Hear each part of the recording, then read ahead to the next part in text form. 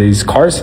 So all I can say is I just simply disagree with your standpoint. This car will get rebuilt one way or another. If you decide to help us, that is fantastic. If not, we will still figure it out. Nobody is stopping this Chiron from getting fixed. Bugatti said no, they won't sell parts. They cited safety concerns. Alex told them it doesn't matter. With or without Bugatti, this Chiron gets fixed. Matt Armstrong is rebuilding a crashed Bugatti Chiron without Bugatti's help, without their blessing, and Bugatti is not happy about it. Bugatti's position is clear. No parts, no support, no cooperation. Their reasoning, safety. They say Matt doesn't have the custom factory tools. They say the airbags are too dangerous. They say the seatbelt explosives require specialist equipment. They say the gearbox cracks make this car unrepairable outside Molsheim. But here's the problem with that argument. Many of these Bugatti-only parts, they're shared with other VW Group brands. The components are repaired the exact same way as any high-end performance car. This isn't about safety. This is about control. Bugatti has a choice to make, and they need to make it fast, because if they don't change their stance, Matt finishes his current project in the UK. He's flying straight to Miami to complete this rebuild without them. The window is closing, and Matt isn't waiting. If you love insane rebuilds, manufacturer drama, and seeing cars saved against all odds, hit like, share this video, and subscribe, because this is about to get expensive. Let's recap where we are. Bugatti refused to cooperate. Alex said it doesn't matter. Matt is moving forward. So what does that actually look like? What needs fixing? And what can Matt actually do without Bugatti? Let's walk through it step by step, problem by problem. Start with the most obvious issue, the front passenger airbag, deployed in the crash. Bugatti says it's a custom part, only they can supply it, only they can install it safely, except it's not. The part number matches an Audi component, same airbag, same supplier, different badge. The safety isn't compromised, the engineering is identical, but the cost, Bugatti charges thousands for this part, the Audi equivalent costs a fraction. This is where Bugatti's argument falls apart. It's not about safety, it's about policy. It's about maintaining their ecosystem. It's about making sure independent repairs are impossible. But Matt already found the workaround. The airbag gets replaced, not with a Bugatti part, with the exact same component from the VW Group parts bin. First problem solved.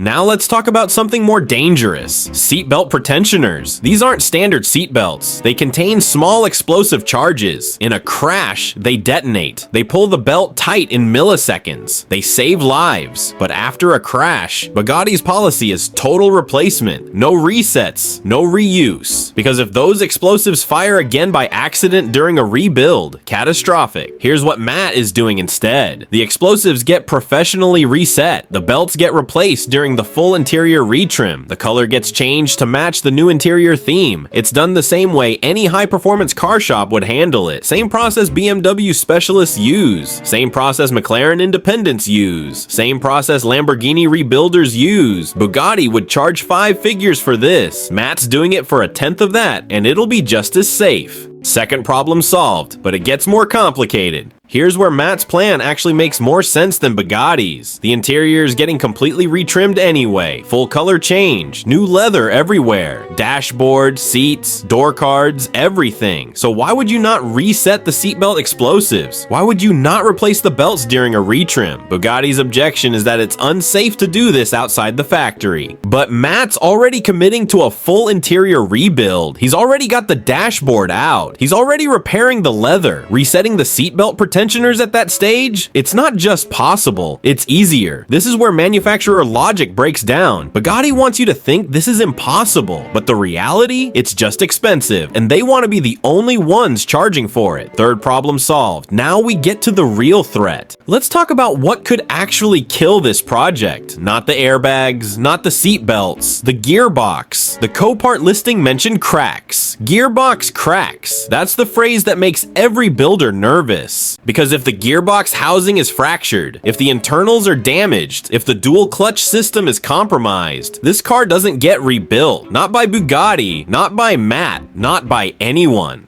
A replacement Chiron gearbox doesn't exist on the open market. You can't buy one. You can't source one. Bugatti doesn't sell them separately. Matt's working theory? It's gearbox mount damage, not internal cracks. In a high-speed impact, the engine and gearbox twist violently. The mounts absorb that force. They crack, they break, but the gearbox itself often survives. That's the hope.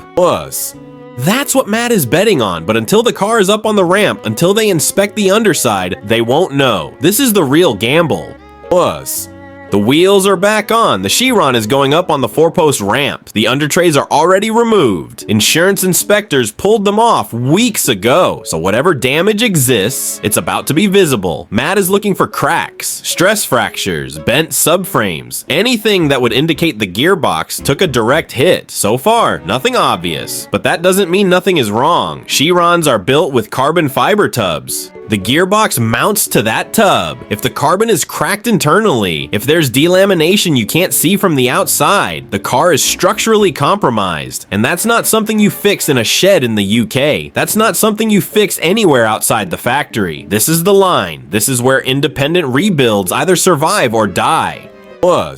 Let's zoom out for a second. This isn't just about one crash Chiron. This is about whether you own the car you buy or whether the manufacturer owns it forever. Bugatti's position is clear. They don't want independent rebuilds. They don't want specialist shops touching their cars. They don't want parts circulating outside their network. They want total control from the day you buy the car to the day it gets written off. But here's the reality. The parts are shared. The engineering is standard. The processes are the same. What Bugatti calls impossible is done every day on Audis, Porsches, Lamborghinis. The only difference? Bugatti charges 10 times more, and they threaten legal action if you try it yourself. This rebuild is a test case. If Matt pulls this off, it proves Bugatti's claims are exaggerated. It proves independent expertise can match factory standards. It proves right to repair applies to hypercars too. But if he can't, if the gearbox is destroyed, if the carbon tub is cracked, Bugatti wins, and the precedent is set. Only manufacturers can fix their own cars. So here's where things stand.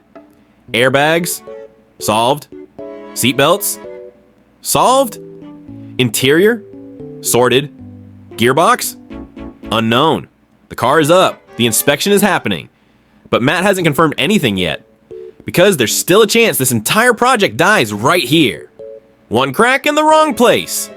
One fractured mount. One piece of damaged carbon, and it's over. But if the gearbox mounts are intact, if the subframe is straight, if the carbon tub is solid, then Bugatti's refusal doesn't matter. The rebuild continues, with or without them.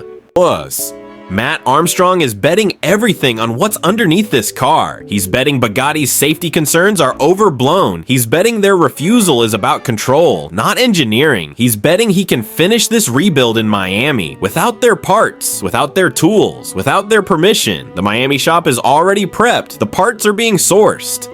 The team is ready to go. This Chiron is getting rebuilt whether Bugatti likes it or not. Every component has been cross-referenced. Every supplier has been contacted. Every workaround has been mapped out. Matt's done his homework. He knows what this rebuild needs, and he knows where to get it. The only variable is the damage underneath. The only unknown is what the impact really did to the drivetrain.